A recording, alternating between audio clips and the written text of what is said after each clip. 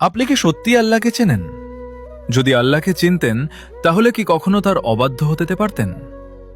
আমরা অনেকেই বলি আমি আল্লাহকে ভালোবাসি, কিন্তু প্রশ্ন হল যাকে ভালোবাসি তাকে আমরা কতটুকু চিনি? আল্লাহ এমন রব যিনি আপনাকে সৃষ্টি করেছেন, অথচ আপনাকে তার প্রয়োজন নেই, বরং প্রতিটি নিঃশ্বাসে আপনারই তার প্রয়োজন। আল্লাহ তাআলা বলেন, আল্লাহ অমুখাপেক্ষী আর তোমরাই তার মুখাপেক্ষী। সূরা মুহাম্মদ 47:38। একবার ভাবুন, আপনি যখন রাতের অন্ধকারে একা কান্না করেন, কেউ না জানলেও আল্লাহ জানেন। যখন আপনার হৃদয় ভেঙে যায়, মানুষ না বুঝলেও আল্লাহ বুঝেন।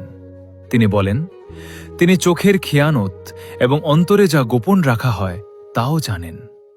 সূরা গাফির 40:19। তবুও আমরা সেই রবকেই ভুলে যাই যিনি জন্মের আগে মায়ের গর্ভে আমাদের রিজিক লিখে রেখেছিলেন, জন্মের পর বাতাস, পানি, আলো সবকিছু বিনামূল্যে দিয়েছেন।